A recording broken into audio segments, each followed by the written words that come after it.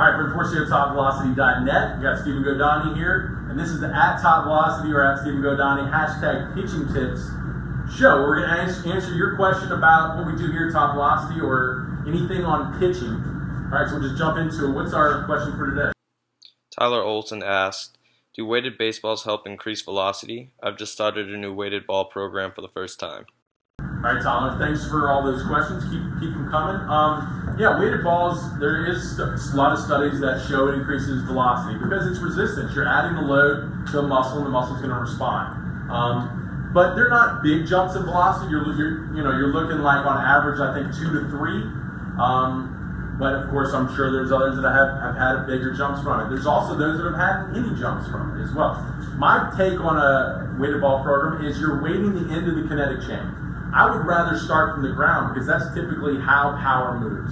So if I can get more power from the lower half, that moves more energy up the chain, and then I can go to the next thing, which is the trunk, that moves more energy up the chain, and then I can get to the weighting the ball or putting the load on the arm. All right, that's typically what I do, because if you look at the level 3 program, I actually bring in an actual weighted ball, 7-ounce ball, and I put it in for the purpose of a specific drill.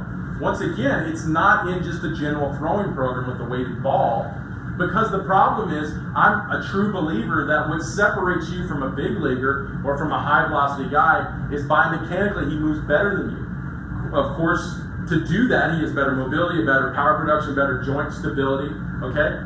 More fast twitch muscle fiber. But at the end of the day, we look at the movements, we see the movement patterns are different than yours.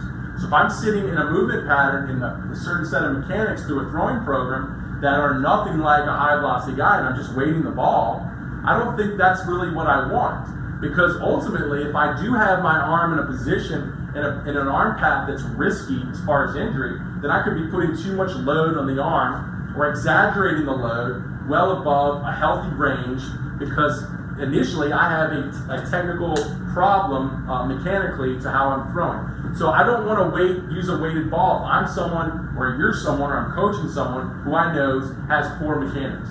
So that needs to be your first or your main priority in this is focusing on your biomechanics.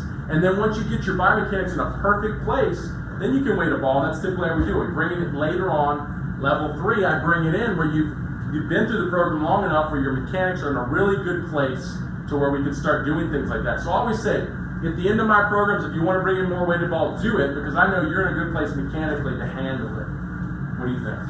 Just like Brent's saying, it's kind of like the end of the chain, and really starting from the ground up is the way to go, I think, too. Just if you look at all the guys that we're getting over 90 miles per hour, we're building some pretty impressive athletes. Just looking at the board, take a look at some of the guys. These are their kilos over here, 91, 93, 91, 94, 97, 95. But look at what we're building from the ground. Broad jump, 9'8", 32-inch vertical, 320 power clean, 220 body weight. Like, just beast athletes. Mitchell's a good one. 34-inch vertical jump, 10'5" broad jump, 153 10-yard dash, 275 power clean, 350 back squat. I think that's the way that you need to be really going about building power and building velocity, especially coupling with the biomechanics, and you're going to see really great results. I just personally haven't seen that much of anything from weighted ball programs. I've even heard horror stories of guys hurting their arms doing it too. Yeah, so that makes a good point. There is studies that correlate to increased pitch velocity, and I'm fine with it if you have a good set of pitch mechanics that you develop that are high velocity pitch mechanics, and then you can go into a weighted ball program. All right, so that was a good question.